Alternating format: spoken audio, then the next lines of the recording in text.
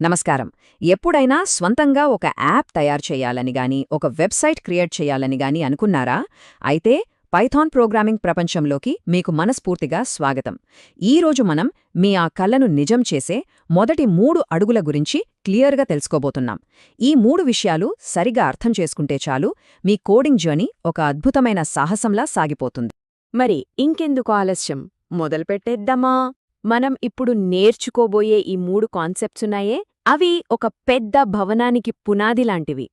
ఈ ఫౌండేషన్ ఎంత స్ట్రాంగ్గా ఉంటే దాని మీద మీరు నిర్మించే మీ స్కిల్స్ అనే బిల్డింగ్ అంత గట్టిగా ఉంటుంది. ఇప్పుడు చూడండి, మనం ఏదైనా వంట చెయ్యాలంటే ముందు కిచెన్ అంతా రెడీ చేసుకుంటాం కదా, గ్యాస్, గిన్నెలు అన్నీ.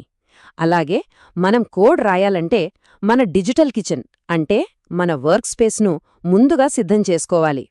మన అదృష్టమేంటంటే ఈ పనిని చాలా సులభంగా చేయడానికి మనకు 2 మార్గాలున్నాయి. ఈ స్లైడ్లో చూస్తే మన ముందు 2 ఆప్షన్స్ ఉన్నాయి. ఒకటి, మన కంప్యూటర్లోనే పైథాన్ సాఫ్ట్వేర్ని ఇన్స్టాల్ చేసుకోవడం. ఇది మన సొంత కిచెన్ని మనమే కట్టుకోవడం లాంటిది. ఇక రెండోది, ఆన్లైన్ కోడ్ ఎడిటర్ వాడటం. ఇది రెడీగా ఉన్న రెస్టారెంట్ కిచెన్లోకి వెళ్ళి వంట చేయడం లాంటిది. అంతా ఆల్రెడీ సెట్ చేసుంటుంది, మనం వెళ్ళి మన పని మొదలుపెట్టడమే. మీరు ఇప్పుడిప్పుడే నేర్చుకుంటున్నవారైతే రెండో ఆప్షనే బెస్ట్. ఎలాంటి టెన్షన్ లేకుండా నేరుగా కోడింగ్లోకి దూకేయొచ్చు. చూడండి, ఇది ఎంత సింపులో. గూగుల్లో ఆన్లైన్ పైథాన్ ఎడిటర్ అని టైప్ చేయండి. మీకు రెప్లెట్, ప్రోగ్రామేజ్ లాంటి చాలా వెబ్సైట్లు కనిపిస్తాయి. అందులో ఏదో ఒకటి మీకు నచ్చింది ఓపెన్ చేయండి. అంతే, మన డిజిటల్ కిచెన్ రెడీ అయిపోయింది. మన మొదటి పైథాన్ కోడ్తో అద్భుతాలు సృష్టించడానికి మనమిప్పుడు సిద్ధంగా ఉన్నాం. సరే, మన వర్క్ స్పేస్ అయితే రెడీ అయిపోయింది. ఇప్పుడు అసలు కథ మొదలవుతోంది. అదేనండి, కోడ్ రాయడం. ప్రోగ్రామింగ్లో మనం చేసే ప్రతి పనికి ఆధారం ఈ వేరియబుల్స్. ఇంతకీ ఏంటివి? పదండి తెలుసుకుందాం. ఈ వేరియబుల్ అనే పదం చూసి అస్సలు కంగారు పడకండి. ఇది చాలా అంటే చాలా సింపుల్ విషయం. మనింట్లో వస్తువులు దాచుకోవడానికి డబ్బాలుంటాయి కదా, వాటిపై చక్కెర అని, కాఫీ పొడి అని పేర్లు రాసుకుంటాం. ఎందుకు? గుర్తుపట్టడానికి, సులభంగా వాడుకోవడానికి. ప్రోగ్రామింగ్లో కూడా అంతే. సమాచారాన్ని, అది మీ పేరు కావచ్చు, మీ వయసు కావచ్చు, ఏదైనా సరే, దాచుకోవడానికి మనం వాడే ఇలాంటి పేరు పెట్టిన డబ్బాలనే వేరియబుల్స్ అంటాం. ఈ స్లైడ్ చూడండి, ఎంత క్లియర్గా ఉందో. ఒక డబ్బా, దానికొక పేరు, దాని లోపల ఒక వస్తు. ప్రోగ్రామింగ్లో వేరియబుల్ అంటే ఇంతే. మనం ఒక పేరు ఇస్తాం, ఆ పేరుతో ఉన్న డబ్బాలో మనకు కావలసిన సమాచారాన్ని దాచిపెట్టుకుంటాం. ఎంత సులభం కదా! అయితే మన డబ్బాలకు పేర్లు పెట్టేటప్పుడు కొన్ని సింపుల్ రూల్స్ పాటించాలన్నమాట.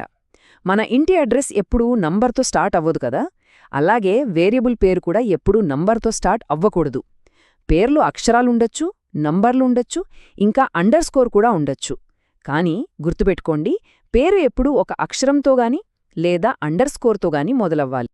ఇప్పుడు ఈ ఉదాహరణలు చూస్తే మనకి ఇంకా క్లియర్గా అర్థమవుతుంది. చూడండి, మై వేరియబుల్, ఇది కరెక్ట్, ఎందుకంటే అక్షరంతో మొదలైంది. అండర్స్కోర్ ఏజ్, ఇది కూడా కరెక్టే, అండర్స్కోర్తో మొదలైంది కాబట్టి. కానీ 1 వేరియబుల్ చూడండి, ఇది తప్పు. ఎందుకంటే మనమిందాక చెప్పుకున్న రూల్ ప్రకారం పేరు ఎప్పుడూ నంబర్తో మొదలవ్వకూడదు. చూసారా రూల్స్ ఎంత సింపులో? ఓకే, మన దగ్గర ఇప్పుడు డబ్బాలు అంటే వేరియబుల్స్ రెడీగా ఉన్నాయి. వాటికి పేర్లు కూడా పెట్టేశాం. మరి ఇప్పుడు అసలు ప్రశ్న ఏంటంటే, ఆ డబ్బాలల్లో ఎలాంటి వస్తువులు పెట్టగలం? అన్ని డబ్బాలల్లో ఒకే రకమైనవే పెట్టం కదా. కొన్నింట్లో బియ్యం, కొన్నింట్లో పప్పు. అలాగే ప్రోగ్రామింగ్లో కూడా మనం నిల్వ చేసే సమాచారం రకరకాలుగా ఉంటుంది. దీనినే డేటా టైప్స్ అంటాం. ఇది మన 3వ చివరి ఫౌండేషన్ స్టెప్. డేటా టైప్స్ అంటే పెద్ద కష్టమైన కాన్సెప్ట్ ఏం కాదు. సింపుల్గా మనం దాచిపెట్టే సమాచారం ఏ రకానికి చెందిందో చెప్పడమే. ఉదాహరణకి, రాము అనేది ఒక పేరు, అంటే అక్షరాల గుంపు. అదే 25 అనేది ఒక నంబర్. ఈ 2 వేర్వేరు రకాల సమాచారం కదా. బస్ పైథాన్ కూడా ఇలాగే సమాచారాన్నే దాని టైప్ని బట్టి గుర్తిస్తుందన్నమాట. పైథాన్లో చాలా రకాల డేటా టైప్స్ ఉన్నాయి. కానీ మనం ఇప్పుడే అన్నీ నేర్చుకొని కన్ఫ్యూజ్ అవ్వొద్దు. ఎలాగైతే వంట నేర్చుకునేటప్పుడు ముందుగా ఉప్పు, కారం, పసుపు గురించి తెలుసుకుంటామో, అలాగే మనం కూడా ప్రోగ్రామింగ్లో ఎక్కువగా వాడే కొన్ని బేసిక్ డేటా టైప్స్ గురించి ఇప్పుడు తెలుసుకుందాం. మొదటిది, ఇంటీజర్. ఇంటీజర్ అంటే ఏ పాయింట్లు, చుక్కలు లేని ఒక పూర్తి సంఖ్య. అది ప్లస్ కావచ్చు, మైనస్ కావచ్చు. ఉదాహరణకు మీ వయసు 28, మీ ఫోన్లో ఉన్న కాంటాక్ట్ల సంఖ్య 150 లేదా బయట టెంపరేచర్ -10 డిగ్రీలు ఇవన్నీ ఇంటీజర్లే. తర్వాత వచ్చేది స్ట్రింగ్ అంటే అక్షరాల మాల. ఒక వ్యక్తి పేరు వంశీ, ఒక ఊరి పేరు హైదరాబాద్, లేదా ఒక వాక్యం నేను పైథాన్ నేర్చుకుంటున్నాను. ఇలా అక్షరాలు, పదాలు, వాక్యాలు ఏ టెక్స్ట్ అయినా సరే దాన్ని మనం స్ట్రింగ్ అంటాం. ఇక చివరిగా బూలియన్.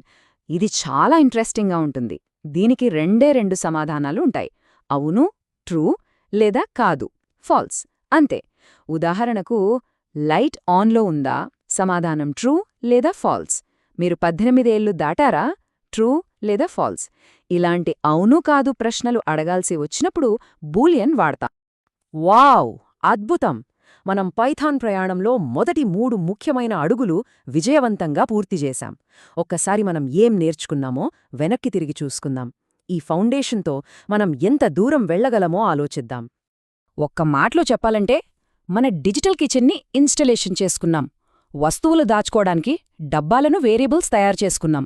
ఆ డబ్బాలలో ఏ రకమైన డేటా టైప్స్ వస్తువులు పెట్టాలో కూడా తెలుసుకున్నాం. ఇక చూడండి, ఈ మూడింటితో మీ ప్రోగ్రామింగ్ ప్రయాణానికి కావలసిన ఒక బలమైన పునాదిని మీరు వేశారు. ఈ పునాదితో మీరిప్పుడు చిన్న చిన్న అద్భుతాలు సృష్టించడం మొదలుపెట్టొచ్చు. ఒక చిన్న కాలిక్యులేటర్ లేదా మీ పేరును ప్రింట్ చేసే ప్రోగ్రామ్. మరి ఈరోజు మీరు నేర్చుకున్న ఈ కొత్త శక్తితో ఎలాంటి మ్యాజిక్ చేయబోతున్నారు? మీ ఆలోచనలను తప్పకుండా కింద కామెంట్స్లో పంచుకోండి. ఈ ప్రయాణం మీకు నచ్చినట్టయితే దయచేసి లైక్ చేయండి, మీ స్నేహితులతో షేర్ చేయండి, మరియు ఇలాంటి మరిన్ని అద్భుతమైన పాఠాల కోసం మన ఛానల్కు సబ్స్క్రైబ్ చేసుకోండి. ధన్యవాదాలు.